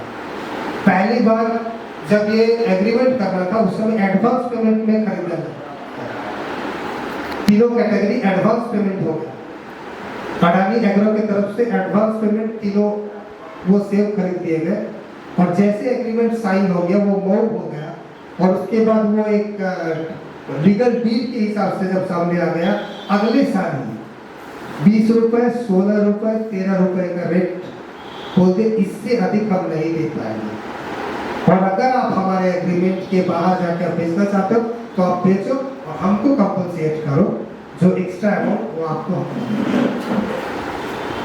तो ये जो चीजें थी, सरकार चाहती, कहीं की भी सरकार चाहती तो वो रोक सकती थी। अगर हम ये केंद्र के पर छोड़ देते, हम अगर राज्य के दिशा में बोले, हम यहाँ पे साहित्य की चर्चा कर रहे हैं और सभी हिंदी के ही अधिकतर ये कर रहे हैं, और आज हमारे बीच में भी यहाँ पे सभी सरकारी रूप से स्वीकृत हिंदी एकेडमी और प्रकोष्ठ के भी लोग हैं। तो ऐसे समय में भी हमारी यहाँ सरकार वो भी हमारे साथ किस तरह से क्या कर रही है, इस पर भी हम नजर रख सकते हैं। तो ठीक है, जरूरी नहीं कि आप अगर आप विरोध करने जाते हो, ये जाते हो, बहुत जगह पे वो आपको समस्या में कर सकते हो सकता है कि रोजी रोजगार के कारण से बहुत जगह पे कोई शब्द हमारे मुंह से ना निकले, ऐसा बहुत लोगों में होता है। लेकिन हम अपनी कलम को बढ़ा दें, हम अपनी जगहों पे बढ़ा दें। क्योंकि आप इतिहास आज ही, अगर आप सोच रहे हो कि आज हम कर रहे हैं कल हम नहीं रहेंगे, ऐसा नहीं। यहाँ इस कप में जितने लोग हैं सभी ने अपना इतिहास लिखा है और सभी इतिहास बना रहे हैं। प्रतिदिन आप इतिहास बना रहे हो, प्रतिदिन आपका एक इतिहास तैयार हो रहा है और उस इतिहास को भविष्य पढ़ेगा और आपके बारे में जानेगा। यहाँ जितने लोग उपस्थित हैं, मैं भी जिस तरह से, अगर मैंने उस दिन मैंने अपने स्मरण में कहा, राजीव थे कि सर के घर हम लोग जब आए थे वहाँ पे सर के घर 2 कुत्ते थे और चाची की उसमें नई आई थी और उस समय हम लोग यहाँ पे चेतना जननाट्य मंच का नाटक का प्रैक्टिस करते थे। और आज 25-26 साल बाद जब मैं इस घर में आया तो एक वो इतिहास लेकिन आज भी मेरे जहन में, और आज की चीजें भी कल इतिहास हो जाएंगी। आज आचार्य सर सिलीगुड़ी कॉलेज में जिस समय आए थे उस समय से आज तक आपके लिए प्रतिदिन एक इतिहास बनाया और हर दिन वो आपका इतिहास बदल भी रहा है। तो ये इतिहास में आप खुद को किस तरह से शामिल करते हैं, यही सबसे बड़ा बात है कि आज प्रेमचंद ने अपने आप को उस तरह से जीवित रखा कि वो आज भी जीवित है।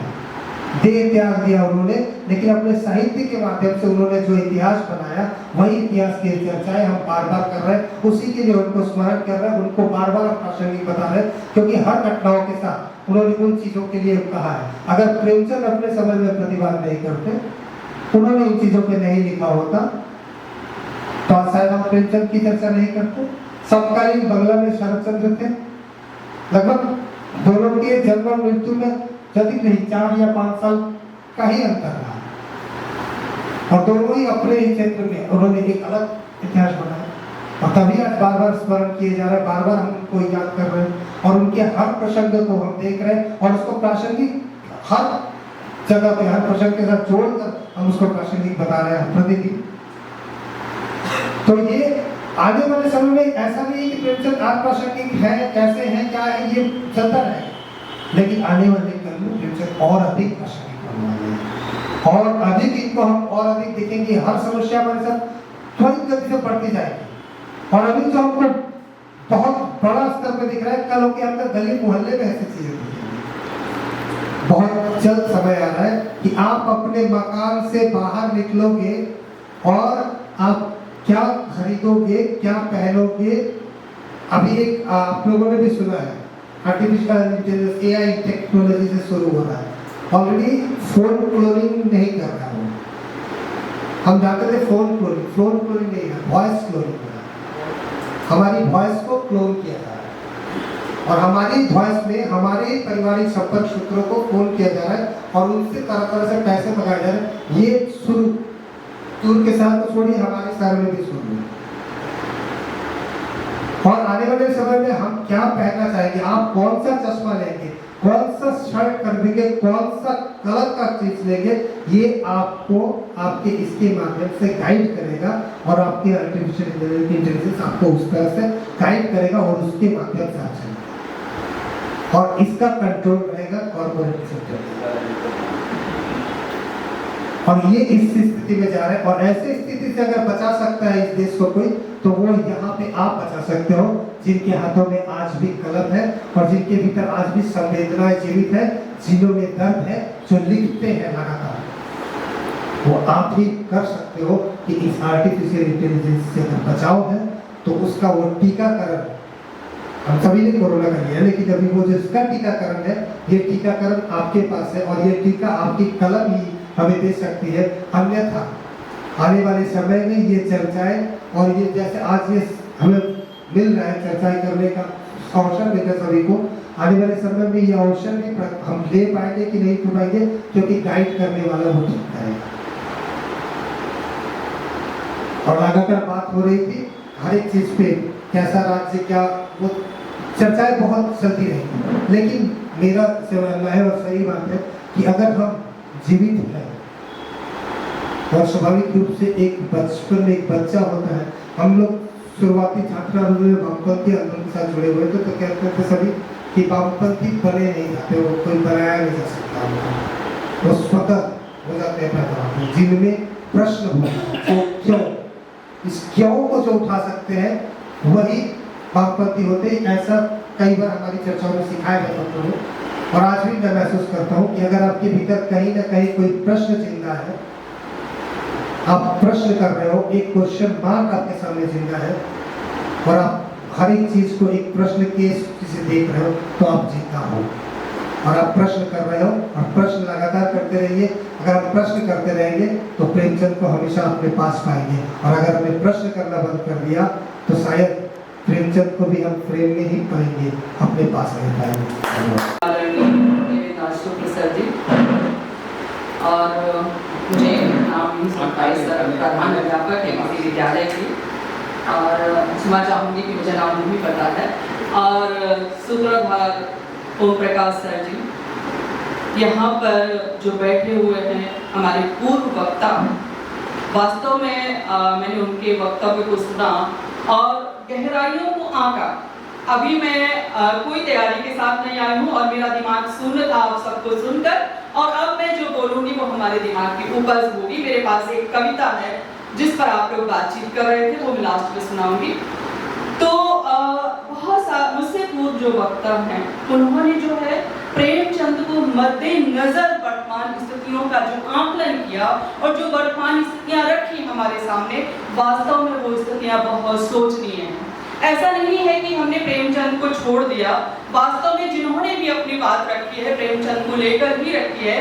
प्रेमचंद प्रासंगिक है या नहीं है, इस संदर्भ में सोचने की बहुत ज्यादा जरूरत है। अगर हम वर्तमान परिस्थितियों का आकलन करें और उस समय की परिस्थितियों का आकलन करें तो बहुत ज्यादा बदलाव नहीं आया है इन स्थितियों में।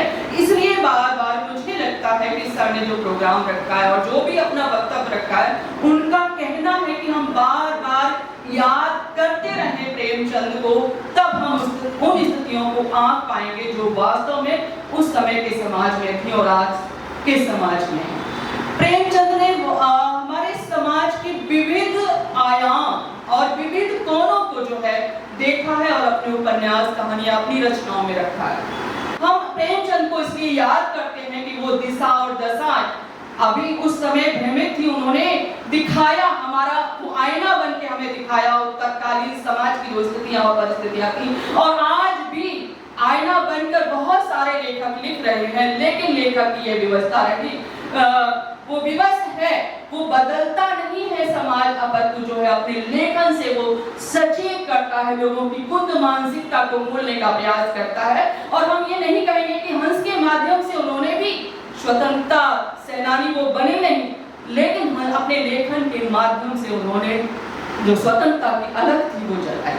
हंस उन्होंने 1930 में लिखा, वो अच्छे पत्रकार थे, लेकिन कोई कहता है कि अच्छे नहीं थे, वो उनके संदर्भ में हमने कितना उनको आंका है, कितना शोध किया है, जो हम चंद शब्दों में उनको खारिज कर देते हैं या हम उनको प्रासंगिक बना देते हैं। वास्तव में ये जो परिस्थितियां हैं हमें खुद आकलन करना होगा और उसके साथ आगे बढ़ना होगा। को मेरा नमस्कार, प्रणाम।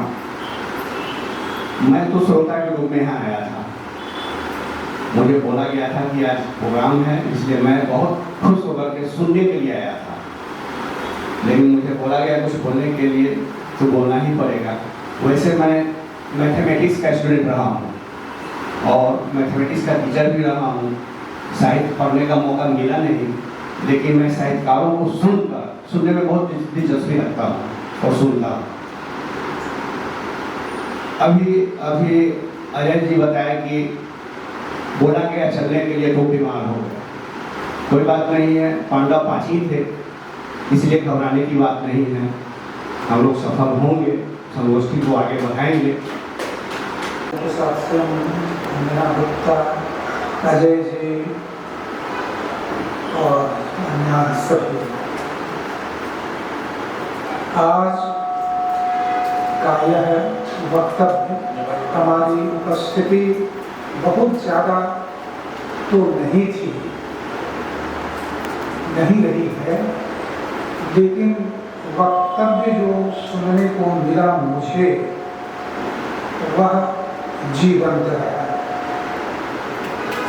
और जीवंत इस अर्थ में कि हम एक दूसरे के वक्तव्य को सुनते हैं, सुनने के बाद हमारे भीतर क्रिया प्रतिक्रिया होती है, तो हम अपने वक्तव्य में उसका उल्लेख करते हैं। हमारा अपना मूल वक्तव्य तो रहता ही है, इसलिए मुझे इसमें कोई आपत्तिजनक बात नजर नहीं आती है। जहाँ तक मेरे अपने व्यक्ति का सवाल है वह तो चलेगा। हमारी राजनीतिक समझ है नहीं है, कितनी है, कैसी है, यह भी चलती रहेगी और इसके अनुरूप बिल्कुल हम निरपेक्ष हो जाएं, यह कहना भी बड़ा मुश्किल लगता है। मुझे व्यक्तिगत रूप से अजय जी के वक्तव्य में ऐसा कुछ नहीं महसूस हुआ जिस पर आपत्ति की जाए। एक सिद्धांत के रूप में उन्होंने समेटने की कोशिश की। इसके चलते जब सैद्धांतिक बातों की ओर कोई व्यक्ति चलता है तो सुनने में थोड़ा सा भी विचलन हो जाए तो अर्थ के अनर्थ की संभावना बन जाती है। इसलिए जब कोई व्यक्ति अपना वक्तव्य देता हो, हम नोट भी न करें और कुछ सावधान रहते हुए भी असावधान हो जाए तो वह भाषिक जो आदान प्रदान है कहीं न कहीं बाधित हो जाता है, कहीं न कहीं खंडित हो जाता है। तब हम अर्थ ग्रहण करने में शायद विचलित हो जाते हैं। यह एक अच्छी बात चल रही है, अच्छी शुरुआत कहें या जो भी कहा जाए। हम यहाँ अपनी बात कह रहे हैं और इतनी अच्छी बात मुझे लग रही है कि अगर हम एक दूसरे से अलग अपने विचार को रख रहे हैं तो इसमें आपत्ति क्या है, इसमें गलत क्यों है? यह जरूरी नहीं कि जैसा आप सोचते हैं वैसा ही मैं भी सोचूं। यह जरूरी नहीं है कि आपको चाहने वाले, आपके को मानने वाले 1000 हैं, मुझे समझने वाले 2-4 ही हैं, यह संभव है। लेकिन अगर मैं अलग समझता हूँ तो हमारे अलग समझने की बात को, उस समझ को हम आपके पास भी पहुँचा दें। यह कला मेरे पास नहीं तो नहीं है तो मैं अपनी बात को सही ढंग से कैसे पहुँचा पाऊँगा? ये मैंने यूँ ही बातें की आज और इसे जीवंत जो वक्तव्य रहा उसके लिए मैं सारे अपने साथियों को धन्यवाद देना चाहूँगा। हिंदी के लिए यह एक अच्छा प्रारंभ है। एक और बात जो मुझे कहनी है वह यह कहनी है कि यहाँ वैचारिक रूप से अगर हम किसी के साथ अलग हो जाते हैं तो उसको वहीं तक ही रखा जाए, उसको व्यक्तिगत स्तर पर लेकर वैमनस्य की बात न उठे। ये ऐसा होने से व्यक्ति की क्षति, व्यक्तित्व की क्षति, हिंदी की क्षति कहीं न कहीं दिखलाई पड़ती है। उम्र में अधिक होने के कारण मैं इस बात को कह रहा हूँ। अभी यहाँ जितने लोग उपस्थित हैं उसमें वयस्क श्रेष्ठ मैं हूँ ज्ञान की बात मैं नहीं कर रहा। जहाँ प्रेमचंद को छोड़कर हम आज की बात को नहीं चलाना चाहेंगे। प्रेमचंद आज का समय, प्रेमचंद का समय, इसमें तो अंतर है। प्रिंट मीडिया भी जिस रूप में उस समय था, आज प्रिंट मीडिया कहाँ पहुँच गया है, गुणात्मक रूप से तुलना नहीं की जा सकती।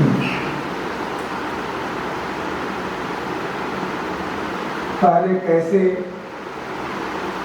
अक्षरों को जोड़ा जाता था, कैसे मात्राओं को जोड़ा जाता था, फिर उसको डिसमेंटल किया जाता था। आजकल ये सब कहाँ है, ऐसा नहीं है। इसलिए उस समय की कठिनाइयों को आज की कठिनाइयों से हम जोड़ें तो हमको लगेगा कि निराशा ही बात लगेगी। एक और बात की ओर मैं कहना चाहूँगा कि जैसे जैसे विज्ञान बढ़ रहा है, चुनौतियाँ अलग तरीके की आ रही हैं। जिन चुनौतियों की ओर संतोष ने इशारा किया, मैं जो कहना चाह रहा हूँ आज के अपने मित्रों के बीच उन चीज़ों की ओर कि प्रेमचंद का जो रूप था पत्रकार का, चिंतक का, और उनका जो एक रूप था सर्जक का, उसमें कौन बड़ा है कौन छोटा है इसकी मैं बात नहीं कर रहा हूँ। लेकिन जिस तरीके से उन्होंने अपने साहित्य की रचना की, कहानियों की, उनकी संख्या सबसे ज़्यादा है, शायद उनसे अधिक कहानियाँ लिखने वाला हिंदी में और कोई हुआ है कि नहीं मुझे नहीं मालूम चीज़ थी। उपन्यास जो उन्होंने लिखे हैं, तो जो मूल यही उनकी दो विधाएं रही हैं जहाँ तक सृजन का सवाल है, और जहाँ तक विशारद का सवाल है, उनका विशारद उनके विभिन्न पत्रों में, पत्रिकाओं में दिखाई पड़ता है, जो विविध प्रसंग में अधिकांशतः संगठित। तो वहाँ देखकर हम उनका विश्लेषण कुछ अलग ढंग से करते हैं। और एक जो लिखने वाले लोग हैं हमारे बीच जो विश्लेषक हैं, तो जो विश्लेषक हैं, जो सर्जक हैं, जो सर्जक और विश्लेषक हैं, जो सर्जक और पत्रकार हैं, जो विश्लेषक और पत्रकार हैं, यह अलग अलग परमुटेशन कॉम्बिनेशन बनता है, और उसके आधार पर भी हमें सोचना चाहिए। मैं प्रेमचंद के सर्जक रूप की बात करूँगा, उनके पत्रकार रूप की मैं बात नहीं करना चाहता हूँ। व्यक्तिगत रूप से मैं अपनी बात कर रहा हूँ। प्रेमचंद की महानता के पीछे उनका कथा साहित्य ही है, ऐसा मुझे लगता है। विशारद के रूप में इस भारत में हिंदी क्षेत्र में भी कम लोग नहीं हुए हैं, लेकिन उनका जो कथाकार रूप है वह बहुत प्रबल है, और उसकी प्रबलता इसमें है कि उन्होंने अपने समय को जिस तरीके से देखा और जिस साहित्यिक रूप में सामने ला दिया, वह आज भी अन्य भाषियों को भी आकृष्ट करता है। लोग कर्मभूमि को पढ़ना चाहते हैं, जानते हैं या नहीं जानते हैं, लेकिन मेरा अपना अनुमान है कि उनके विविध प्रसंगों को लेकर लोग उतना नहीं जाते होंगे, उनका उतना अनुवाद नहीं हुआ होगा जितना उनके उपन्यासों या उनकी कहानियों का हुआ है।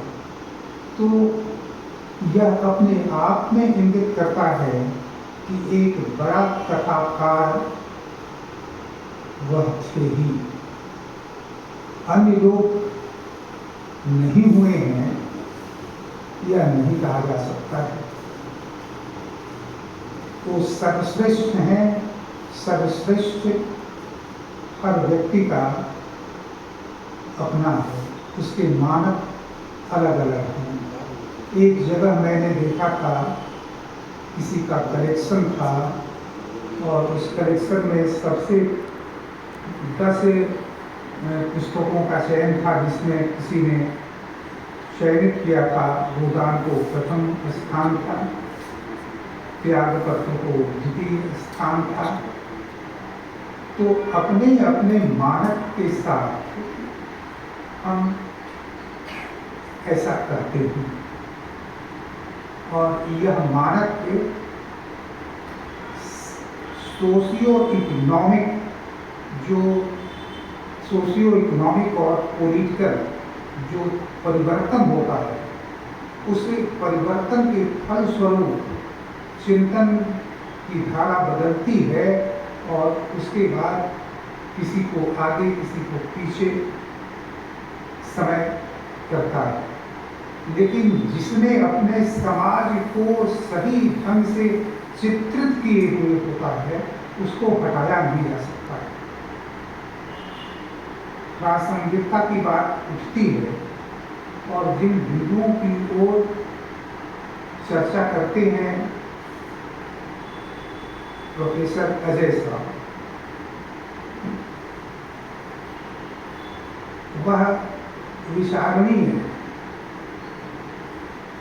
उसको नकारना या स्वीकारना उतना आसान मुझे नहीं दिखाई पड़ता है। और जो व्यक्ति चिंतन करेगा कहाँ सही है, क्यों सही है, उसके लिए स्थिर ढंग से चिंतन करने की आवश्यकता है।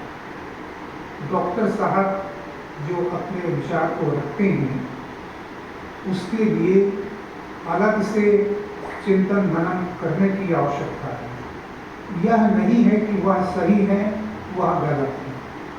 यह दृष्टि पार्थक्य है। यह कौन व्यक्ति किस जगह पर ज़्यादा जोर देना चाहता है, जिसको चयन प्रासंगिकता के विषय के चयन की बात करते हुए अजय साहब ने अपने विचार को रखा।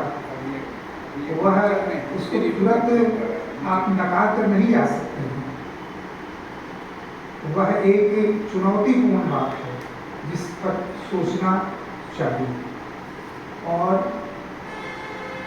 हम एक दूसरे को काटने के लिए यहाँ थोड़े ही बैठे हैं। हमारे यहाँ तो पहले से ही कहा जा रहा है कि आनो भद्र प्रभवो यन्तु विश्वतः, let noble thoughts come through our sights। तो एक नया चिंतन, एक नई सोच जब आती है तो उस नई सोच को रगड़ने के लिए ही हम उतावले हो जाते हैं। उस नई सोच को पल्लवित पुष्पित करने के लिए हम जल्दी से नहीं बढ़ते हैं। और कदाचित अगर उधर भी ध्यान दिया जाए तो मुझे लगता है कि हमारा हिंदी समाज का जो विचार करने वाला पक्ष है वह और ज़्यादा सघन होगा और हमारी ताकत बनेगी। मैं और अधिक कुछ इसमें कहना नहीं चाहूँगा। आज डॉक्टर साहब को धन्यवाद देना चाहूँगा। हम भले ही कम रहे लेकिन हमने अपनी उपस्थिति यहाँ दर्ज जरूर कराई है। हमने जो कहा है वह भिन्न भिन्न दृष्टियों के समागम के रूप में विभिन्न दृष्टियों में किसमें जड़ कितनी है, किसकी क्वालिटी क्या रही है, यह तो धीरे धीरे आगे आने वाला समय बतलाएगा। लेकिन हम एक दूसरे को एक सहायक की दृष्टि से देखें तो मुझे लगता है कि हमारी जो सामाजिक शक्ति है वह ज़्यादा प्रदीप्त होगी और हम कहीं ज़्यादा आगे बढ़ पाएंगे। और इसी के साथ मैं एक बात कहना चाहूँगा और कि हम अपने दुश्मनों को भी देखते हैं लोग कि एक बिच्छू आ रहा है और एक सांप आ रहा है, इसको मारें। मारना तो है दोनों को, क्योंकि अगर दोनों ही हमारे लिए घातक हैं तो हम दोनों को मारेंगे, लेकिन पहले किसको मारेंगे तो जिससे अधिक खतरा हमको होगा उसको ही हम पहले मारेंगे। और यदि हम उन्हें बचाते हुए अपने को भी बचा दें, उनको भी बचा दें, अपने को भी बचा दें, तब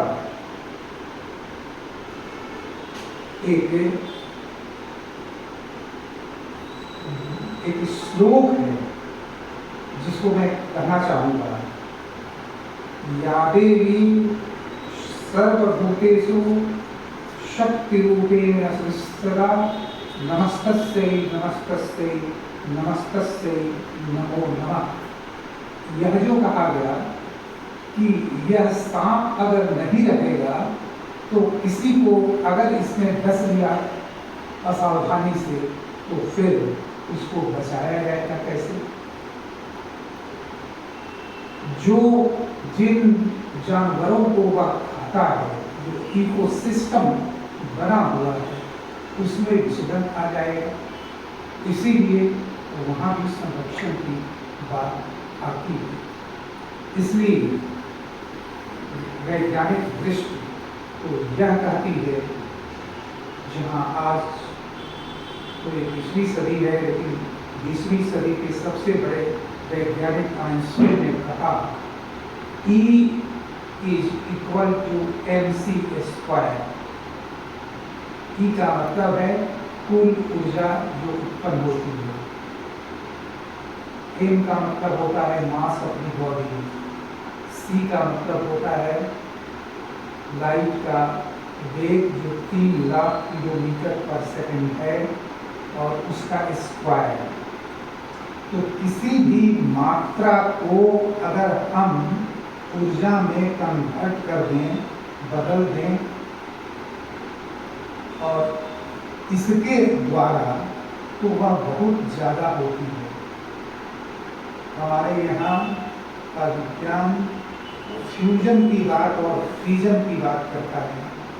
फ्यूजन हाइड्रोजन बम का सिद्धांत है, जिसमें कि 2 छोटे न्यूक्लियाई को नाभिकों को जोड़कर बड़ा बनाया जाता है।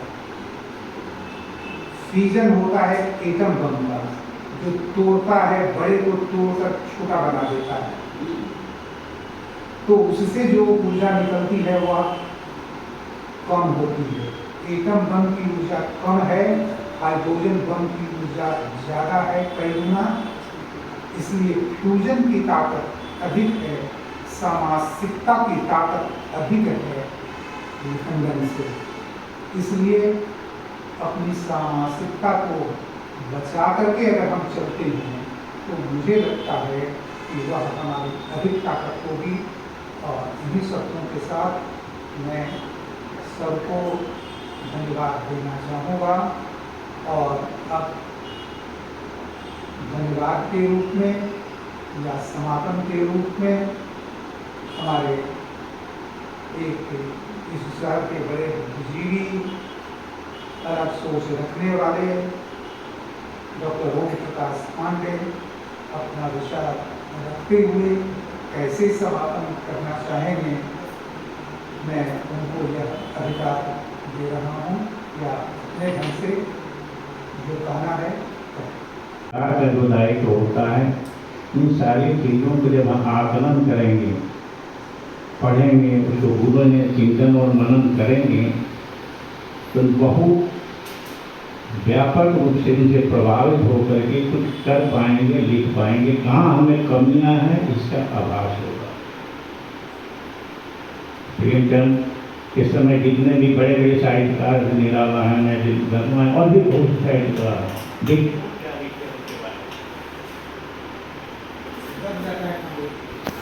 बुलाना चाहता था, अपना मुंशी रखना चाहता था।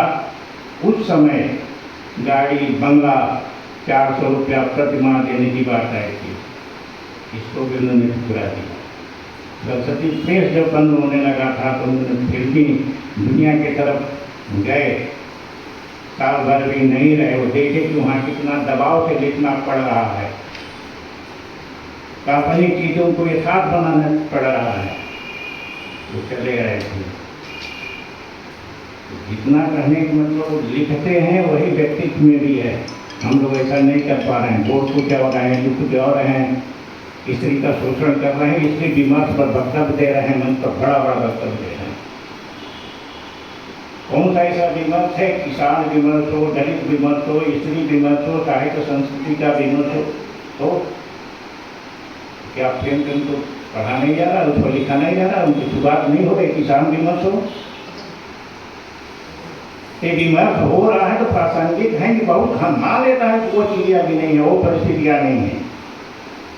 लेकिन बहुत सी समस्याएं दो चीज़ों में आने वाला जो समय है, यह परिस्थितियाँ और जटिल होंगी, कठिन होंगी, और उसका सामना करने वाला अगर प्रेमचंद के साहित्यिक मसाल को, उसकी धार को लेकर के हम चलेंगे, उसे प्रेरित होकर कुछ लिखेंगे, तब समाज के लिए, देश के लिए कुछ कर पाएंगे। कौन कितने लोगों ने देश के लिए, समाज के लिए, जनता के लिए नौकरी त्याग रही है? उन्होंने त्यागा नहीं था। विधवा से विधवा विवाह को लेकर के दुनिया भर का भाषण मंच पर देते रहे, क्या उन्होंने विधवा से शादी नहीं किया? देखा नहीं किया अपने जीवन में? जो लिखते थे उनकी जिंदगी में दिखाई पड़ती। मैंने जो लेख लिखा हूँ कम से कम 50 पुस्तकों को पढ़ा। अब उस समय के जितने साहित्यकार हैं, विशेष रूप से अगर उनके व्यक्तित्व को जानना हो तो प्रेमचंद धर्म शिवरानी की किताब जरूर पढ़िए, विविध प्रसंग पढ़िए, उनके लेखों को पढ़िए, तब जाकर के लगेगा कि प्रेमचंद क्या है, तब जाके समझ में आएगा। कहने का मतलब यह है कि प्रेमचंद को हम लोग डिटेल जब पढ़ें, मनन भी करें, गुने भी, तब जाकर के कुछ बातें हमारी समझ में भी आएगी।